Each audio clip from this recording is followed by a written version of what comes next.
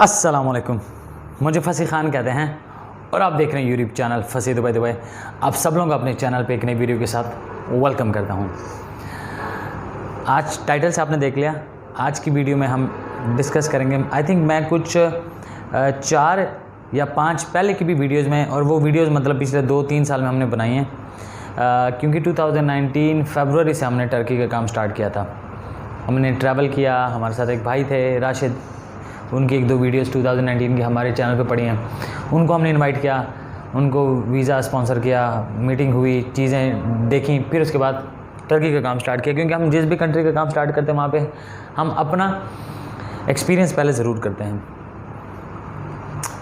और ऐसा भी नहीं है कि कहीं कभी हमें किसी ने काम बता दिया तो हम बस अंधाधुन उस काम को करने लग जाते हैं। As per my religion as a मुस्लिम, अब मैं रिलीजियस कार्ड नहीं प्ले करने वाला, मैं जस्ट बता रहा हूँ, क्योंकि पहले मैं रिलीजियस पॉइंट ऑफ व्यू से बड़ा वीक था। मेरा ईमान ये कहता है और मेरा रिलीजन ये कहता है कि आप अंधी तकलीद किसी के ना करें, मतलब ब्लाइंडली किसी को फॉलो ना करें। तो ये अब मेरा ईमान डेवलप हो गया है, ठोकरें, धक्के और ठुकने के बाद। सही है, बताने का पर्पज़ ये है। और बताने का पर्पज़ क्या है कि मेरा ईमान और मेरा रिलीजन साथ में एक्सप्लेन करता है कि आप अच्छे तरीके से बिज़नेस या लेन देन कैसे कर सकते हैं। तो आप जिस भी रिलीजन से हैं, ब्लाइंडली किसी चीज़ को फॉलो ना करें, किसी को फॉलो ना करें, इवन मुझे भी ब्लाइंडली फॉलो ना करें। और मैं भी उसी चीज़ को आप आगे एक्सप्लेन कर रहा हूँ कि मैं ब्लाइंडली किसी चीज़ को, मतलब किसी ने मुझे कह दिया अमेरिका का वीज़ा मिल रहा है, मैंने उठाया फ़ोन, उठाया कैमरा और मैंने कह दिया जी अमेरिका का वीज़ा अवेलेबल है। नहीं, मैं पहले रिसर्च करता हूँ, उसके प्रोज एंड कॉन्स देखता हूँ, फिजिबिलिटी देखता हूँ, कोशिश करता हूँ मेरा कोई करीबी बंदा मैं उस काम में अप्लाई कराऊँ, किसी क्लाइंट का पैसा रिस्क पे करने के से पहले। और जब वो हो पाता है फिर मैं उसको प्रॉपर से अनाउंस करता हूँ। सो टर्की हमने बड़े करीबी लोग भेजे। अभी आज भी अल्हम्दुलिल्लाह, कल हमारे 4 केसेस आए हैं, मतलब वीज़ा स्पेस्ड हो गए हैं। नो डाउट वो फैमिली का था, यहाँ पे आप लोगों के साथ साथ में वीज़ा शो हो रहे होंगे, हस्बैंड वाइफ और उनके 2 बच्चे। ठीक है, तो उनकी फाइलिंग हमने की अल्हम्दुलिल्लाह, उनका सारा काम मतलब A to Z सारा काम हमने देखा। तो अल्हम्दुलिल्लाह नो डाउट उन्होंने 3 वीक्स का ऑलमोस्ट टाइम लिया, 20 डेज़ का टाइम लिया। और उसके बाद पासपोर्ट्स आ गए, वीज़ा लग के। तो आप में से काफ़ी सारे लोग, जब मैंने कल रात को ये पोस्ट किया मेरे व्हाट्सएप स्टेटस पे और फेसबुक पे, तो काफ़ी सारे लोग पूछ रहे हैं वीज़ा क्या है, प्राइस क्या है, प्रोसीजर क्या है। तो वो चीज़ें मैं अब आपको आगे बताने लगा हूँ। वीडियो थोड़ी सी लंबी होगी, मतलब 15 से 20 मिनट तक जा सकती है वीडियो। अगर आप चाहते हैं कि आपको टर्की का काम समझ आए और बार बार किसी को मैसेज ना करना पड़े, तो ये वीडियो एंड तक देखना। पॉइंट टू पॉइंट आपको मैं एक्सप्लेन करूँगा, प्रोसीजर भी बताऊँगा, फ़ाइल कैसे बनती है और कितने पैसे लगते हैं, और डन बेस की क्या स्टोरी है। लिख लेता हूँ, बाद में बंदा भूल जाता है, जैसे आप लोग वीडियो को लाइक करना भूल जाते हैं, ऐसे मैं एंड पे पॉइंट्स बताना भूल जाता हूँ। क्या था प्रोसीजर, मतलब के फाइल, ठीक है, प्राइस या कॉस्ट और डन बेस,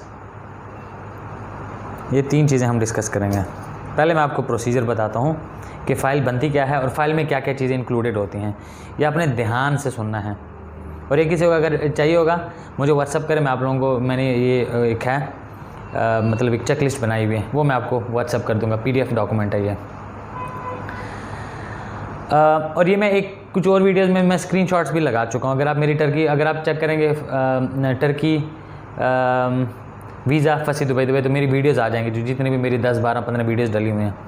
बट खैर कि आपका वीज़ा अप्लाई करने के लिए क्या क्या चीज़ें होनी चाहिए, अब मैं वो चेकलिस्ट से चीज़ 1 बाय 1 पढ़ने लगा हूँ। वीज़ा एप्लीकेशन फॉर्म, और वीज़ा एप्लीकेशन फॉर्म आपका कैपिटल लेटर्स में फिल्ड होना चाहिए, कैपिटल्स, ये नहीं कोई कैपिटल है कोई स्मॉल है, सारे जितना भी आपने राइटिंग करनी सारे कैपिटल वर्ड्स में होना चाहिए।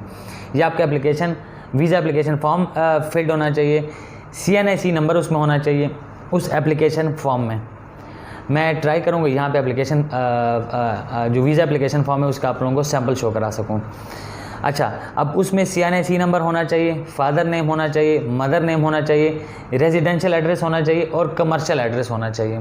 रेजिडेंशियल जहाँ पे आप रहते हो, कमर्शियल या बिज़नेस जहाँ पे आप काम करते हो। और ये जितने भी चीज़ें मेंशन्ड हैं ये सारे कैपिटल लेटर्स में होने चाहिए। ये सबसे पहला स्टेप है। उसके बाद है 2 recent coloured biometric photographs white background के साथ 5 × 5 सेंटीमीटर्स के। कोई उसका जो एंड पे भी ना ब्लैक सा बॉर्डर होता है वो भी नहीं चाहिए। ये सेम पिक्चर्स आपकी चाहिए दोनों। ये नहीं आपकी एक में कुछ और टी-शर्ट पहनी हुई, दूसरे में कुछ और टी-शर्ट पहनी हुई, नहीं, दोनों सेम होने चाहिए। और जस्ट 2 चाहिए जब आपने फाइल सबमिट करानी है जैरिस के ऑफिस में, जो कि टर्किश एम्बेसी का ड्रॉप बॉक्स एजेंट है। और जब आप वहाँ जाओगे तो वहाँ पे आपने एक वीज़ा इंटरव्यू फॉर्म फिल करना है, वो इजीली फिल कर लेता है बंदा। अगर आप जाओगे तो आप कर लोगे, या आपने जिसको पावर ऑफ अटॉर्नी दिया होगा, ठीक है, जो आपके बिहाफ पे फाइल और पासपोर्ट और वीज़ा फीस सबमिट कराएगा वो फिल करेगा, लेकिन ये फॉर्म फिल होना ज़रूरी है। नेक्स्ट आता है कि रिक्वेस्ट लेटर, कवर लेटर, जिसको साइन एप्लीकेंट ने करना है। अब रिक्वेस्ट लेटर या कवर लेटर क्या है, जिसमें आपने बताना है आपकी जॉब क्या है या आपका बिज़नेस क्या है, आपका इनकम क्या है, आपके ट्रिप को कौन स्पॉन्सर करेगा, ठीक है, और पर्पज़ क्या है, आपने कहाँ कहाँ जाना है या क्यों जा रहे हो आप टर्की। नेक्स्ट आ जाता है पासपोर्ट, जो कि ट्रैवल डॉक्यूमेंट है, एटलीस्ट 6 मंथ्स के लिए आपका वैलिड होना चाहिए। और उसकी कॉपी, जिस पासपोर्ट पे आप वीज़ा अप्लाई करने के लिए दे रहे हो और जो पासपोर्ट आप सबमिट करा रहे हो, उसकी कॉपी, एक कॉपी एटलीस्ट। और प्रीवियस अगर आपका कोई पासपोर्ट है, एक पासपोर्ट है प्रीवियस या 2 पासपोर्ट हैं पिछले, उनकी कॉपीज़। और अगर आपके पिछले पासपोर्ट्स हैं और उनकी कॉपीज़ आपके पास नहीं है तो उनकी पुलिस कंप्लेंट इंग्लिश ट्रांसलेशन के साथ और अटेस्टेड, ये आपने सबमिट करानी है। फिर नेक्स्ट है ट्रैवल हेल्थ इंश्योरेंस सर्टिफिकेट, जिसकी वर्थ होनी चाहिए 30,000 यूरो की, ठीक है, जो आपके स्टे के दौरान आपका वैलिड रहे। मतलब आपका 7 डेज़ का स्टे है तो 7 डेज़ की ट्रैवल इंश्योरेंस होनी चाहिए। 10 डेज़ का स्टे है या 10 डेज़ का आपको वीज़ा चाहिए तो आपका 10 डेज़ का ट्रैवल हेल्थ इंश्योरेंस होना चाहिए। और दूसरी बात यहाँ पे मैं एक और बताऊँ कि टर्की का वीज़ा 5 डेज़ का भी निकलता है, 7 डेज़ का भी निकलता है, 10 डेज़ का भी निकलता है, 14 का भी निकलता है और 30 डेज़ का भी निकलता है। ये ऐसा नहीं है दुबई की तरह के 1 मंथ का और 3 मंथ्स का वीज़ा। अक्सर लोग कहते हैं सर आप हमें 1 मंथ की वीज़े का रेट बता दें टर्की का और 3 मंथ्स का भी बता दें। ऐसा नहीं है, जितने दिनों का आप रिक्वेस्ट करोगे और फाइल बनाओगे उतने दिनों का आपको मिलेगा। दूसरी बात, मेरे से कोई भी बंदा ना पूछे, क्योंकि मेरे नोटिस में नहीं, क्योंकि वर्क परमिट का वीज़ा टर्की का पाकिस्तान से लगता है, वो जो भी दे रहा है वो सब फ्रॉड और फेक होता है। फिर पोलियो सर्टिफिकेट आपको चाहिए। ये आपके किसी भी जिस भी सिटी में आप होते हैं वहाँ पे जो डिस्ट्रिक्ट DHQ होता है, डिस्ट्रिक्ट हेडक्वार्टर उसका हॉस्पिटल का, उससे आप ये बनवा सकते हो। और ये 1 साल से ज़्यादा पुराना नहीं होना चाहिए, मतलब पिछले 12 महीने के अंदर अंदर का होना चाहिए, तब ये वैलिड और ये आप सबमिट करा सकते हो। फिर फ़्लाइट की बुकिंग और होटल की बुकिंग, और दोनों की सेम डेट्स होनी चाहिए। ये नहीं फ़्लाइट की बुकिंग आपने 2 अप्रैल की हुई है और होटल बुकिंग आपने 4 अप्रैल की हुई है, तो ये नहीं चलता। और जस्ट बुकिंग रिजर्वेशन चाहिए, कंफर्म ना भी हो कोई टेंशन नहीं है। फिर है फैमिली रजिस्ट्रेशन सर्टिफिकेट, FRC या MRC, मैरिज रिलेशनशिप सर्टिफिकेट। इन 2 में से कोई भी एक चलता है और एक रिक्वायर्ड होता है। सही, मतलब मैं मैरिड हूँ तो मेरा खुद का जो FRC है मेरी वाइफ और मेरी बेटी के साथ, वो भी चल सकता है। और अगर मैं खुद को मैरिड नहीं शो कराता और मैं पिछला फैमिली का डालता हूँ, मतलब मेरे भाइयों के साथ और मेरे पेरेंट्स के साथ, तो भी बट बेटर ये होता है कि अगर आप मैरिड हैं तो आप अपना FRC लगाएं, जिसको MRC भी बोलते हैं। और ये अगर आपने फैमिली के साथ अप्लाई करना है तब भी आपने FRC लगाना है, और अगर इंडिविजुअल अप्लाई करना है, मतलब एक मैंने अकेले का वीज़ा अप्लाई करना है, तब भी आपने FRC लगाना है। और फिर जो इम्पॉर्टेंट चीज़ है वो अब मैं आपको बताने लगा हूँ कि अगर आप बिज़नेस ओनर शो हो रहे हैं या फ्रीलांसर शो हो रहे हैं, ठीक है, तो आपका जो लेटर हेड है कंपनी का, उस पे आपका पर्पज़ ऑफ विजिट और आपका कॉन्ट्रैक्ट साइन होना चाहिए। मतलब अगर आप फ्रीलांसर है तो आपका किसी कंपनी के साथ कुछ टर्म्स एंड कंडीशंस पे कॉन्ट्रैक्ट होगा, वो साइन होना चाहिए। और उसी कंपनी के लेटर हेड पे आपका पर्पज़ ऑफ विजिट जो है वो मतलब होना चाहिए कि आप क्यों जा रहे हैं। और अगर आप एम्प्लॉई हैं तो आपका सैलरी स्लिप्स चाहिए 3 मंथ्स की, लास्ट 3 मंथ्स की, क्योंकि लास्ट 3 मंथ्स की बैंक स्टेटमेंट चाहिए होती है इसके लिए। और आपका पर्पज़ ऑफ विज़िट कंपनी के लेटर हेड पे चाहिए, और यस और उनका एम्प्लॉयमेंट कॉन्ट्रैक्ट चाहिए जो उन्होंने आपको हायर किया हुआ है, और उनकी NOC चाहिए आपको, नो ऑब्जेक्शन सर्टिफिकेट भी आपको चाहिए अगर आप एम्प्लॉय हैं तो। अच्छा, नेक्स्ट आ जाता है कि आपका FBR का जो एक्टिव टैक्स पेयर की आपकी जो सर्टिफिकेट होती है, जो पेपर होता है, वो आपका चाहिए होता है सबमिशन के टाइम पे। और नेक्स्ट आ जाता है आपकी बैंक मेंटेनेंस सर्टिफिकेट और अकाउंट स्टेटमेंट, जो कि आपकी लास्ट 3 मंथ्स की होनी चाहिए, और वो जब आप फाइल सबमिट करा रहे हो तो 10 डेज से ज़्यादा पुरानी नहीं होनी चाहिए। मतलब आपने पिछले 10 डेज़ के अंदर अंदर वो बैंक स्टेटमेंट निकलवाई हो। पता चले आपने बैंक स्टेटमेंट 1 महीने पहले की निकलवाई हुई है और आप 1 महीने बाद फाइल सबमिट कराने कह रहे मेरे कर लें, तो वो वैलिड आपका नहीं कंसिडर किया जाएगा। आपका बैंक अकाउंट मेंटेनेंस सर्टिफिकेट और आपका बैंक स्टेटमेंट पिछले 10 दिनों के अंदर प्रिंट हुए हो वो चाहिए। अब अकाउंट मेंटेनेंस बताता है कि आपका अकाउंट कब ओपन हुआ है और एक्टिव है भी या नहीं। क्योंकि आप बताएं कि यार भाईजान मैं 3 मंथ्स की बैंक स्टेटमेंट मेरी है और आपका अकाउंट पिछले 2 महीने पहले ओपन हुआ, तो वो तो फ्रॉड है और वो स्कैम है और उस पर आपकी पकड़ दकड़ हो सकती है। एम्बेसी आपका passport FIA federal investigation authority को हैंड ओवर करती है। आपको कॉल आती है, आप पासपोर्ट पिक करें, आप जाते हैं, आप अरेस्ट होते हैं और लॉकअप में अंदर चले जाते हैं। अब ये तो वो चीज़ें हैं जो फाइल के लिए चाहिए होती हैं, जिसका मैंने बताया जाए। अगर किसी को ये चेकलिस्ट चाहिए मुझे व्हाट्सअप करें, मैं व्हाट्सअप पे आपको भेज दूंगा। आप आज वीडियो देख रहे हो या 1 साल बाद देख रहे हो, रिक्वायरमेंट्स तकरीबन यही रहेंगी टूरिस्ट पर्पज़ के लिए, ठीक है। स्टूडेंट पर्पज़ के लिए या बिज़नेस पर्पज़ के लिए फिर बाकी रिक्वायरमेंट्स होती है। मैं जस्ट टूरिस्टिक वीज़ा के लिए बता रहा हूँ, विजिट वीज़ा के लिए बता रहा हूँ। अब आते हैं कि इसकी ये तो प्रोसीजर, अगर इसकी प्राइस कितने हैं। इसकी जो आप प्राइस जैरिस में सबमिट कराते हैं वो 17,800 या 700, मतलब मोटा मोटा आज की डेट के हिसाब से, आज के डॉलर के रेट के हिसाब से ऑलमोस्ट आपका 18,000 पाकिस्तानी रुपीज़ PKR आपकी कॉस्ट आती है, और आप वो देते हैं और आपका वीज़ा फिर वो 3 वीक्स लेते हैं, मैक्सिमम 2 to 3 वीक्स का टाइम लेते हैं। उसके बाद आपका पासपोर्ट वो वापस कर देते हैं, या वीज़ा लगा हुआ होता है या वीज़ा रिजेक्ट हो चुका होता है, खुदा ना खास्ता।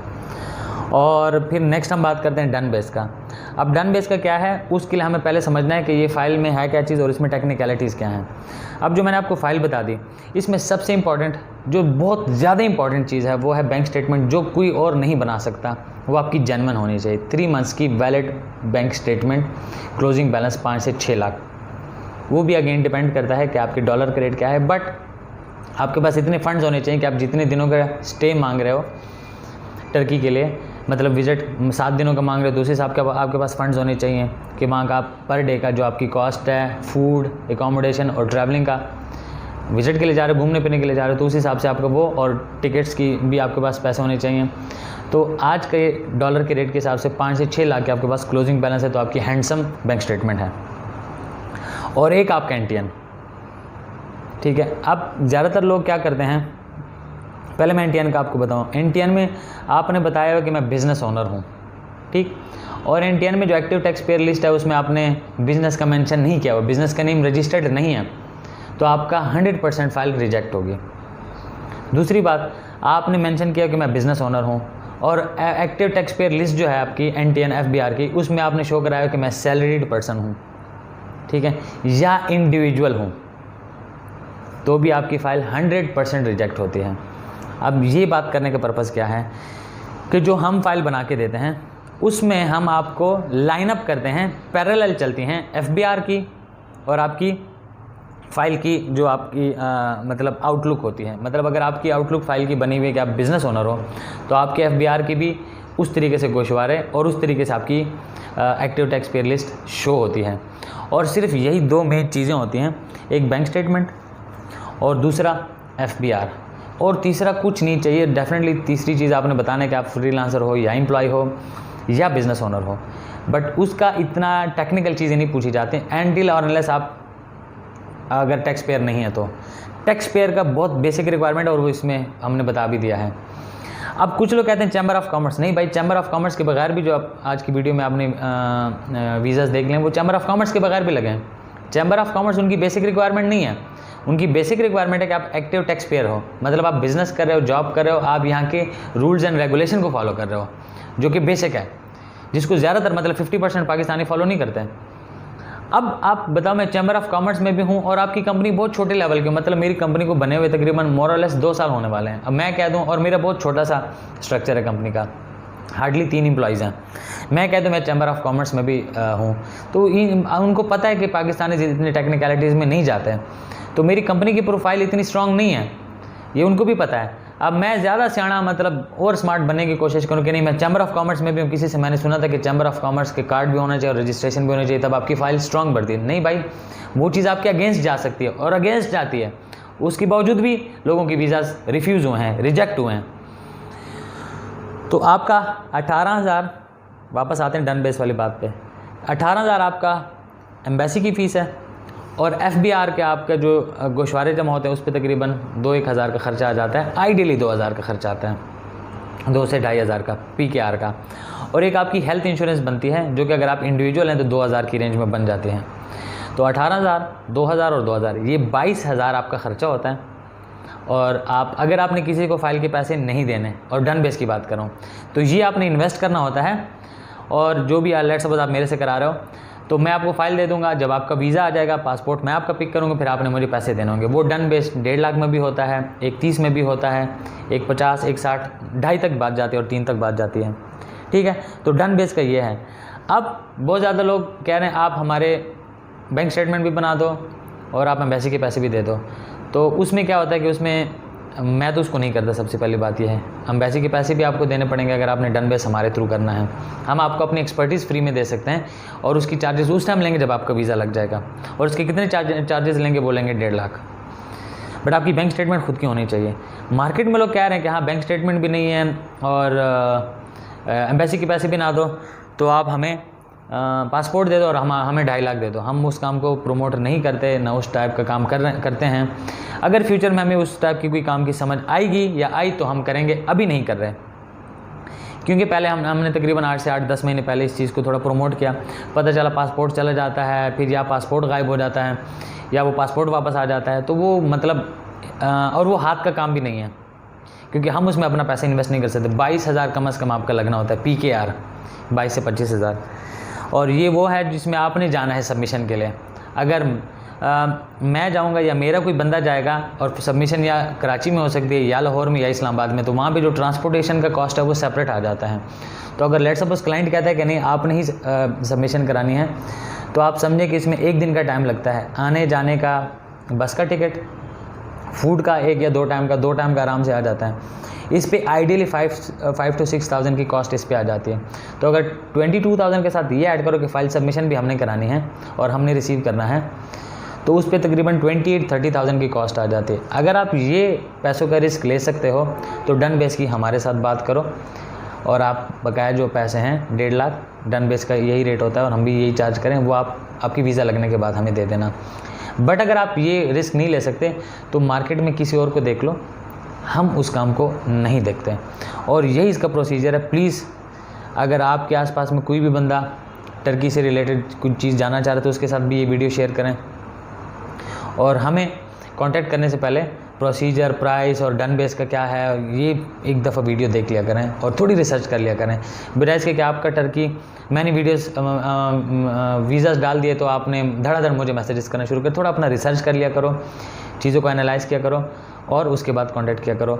बॉटम लाइन इज़, वीडियो को वाइंड अप करते हैं, 18 मिनट्स प्लस हो चुका है टाइम वीडियो का, कि आपकी फ़ाइल में इंपॉर्टेंट चीज़ है बैंक स्टेटमेंट, आपका FBR, और आप फ़ाइल किस तरीके से बनाते हो, मतलब बिज़नेस ओनर, फ्रीलांसर और एम्प्लॉय, और फिर उसको जिस भी बंदे का बनाते हो वो उस कॉल को जो कि एम्बेसी से आती है, वेरिफिकेशन कॉल आती है।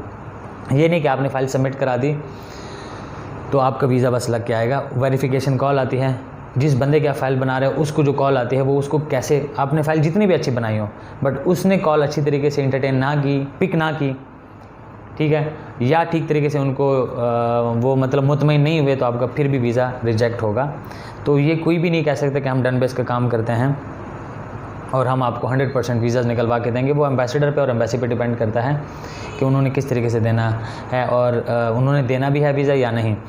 नेक्स्ट, कि जब आप फाइल सबमिट कराते हो तो उसके नेक्स्ट 2 या 3 वर्किंग डेज़ बहुत इंपॉर्टेंट होते हैं, जिसके अंदर आपको कॉल आ सकती है उस दौरान आप अटेंटिव बैठोगे और मतलब कॉल को पिक करने के लिए रेडी रहोगे, तो आपकी कॉल पिक भी हो सकती है, क्योंकि उन्होंने एक 2 या 3 दफ़ा कॉल करने, अगर पिक नहीं हुई कॉल तो आप बताते रहो ना कि मैं फिर हॉस्पिटल में था, मेरी अम्मी की तबीयत ख़राब थी, या मैं कब्रिस्तान में गया था किसी का जनाजा पढ़ने के लिए। तो ये उनका हेडेक नहीं है भाई, ये आपका मतलब प्रॉब्लम है, ये आपका हेडेक है।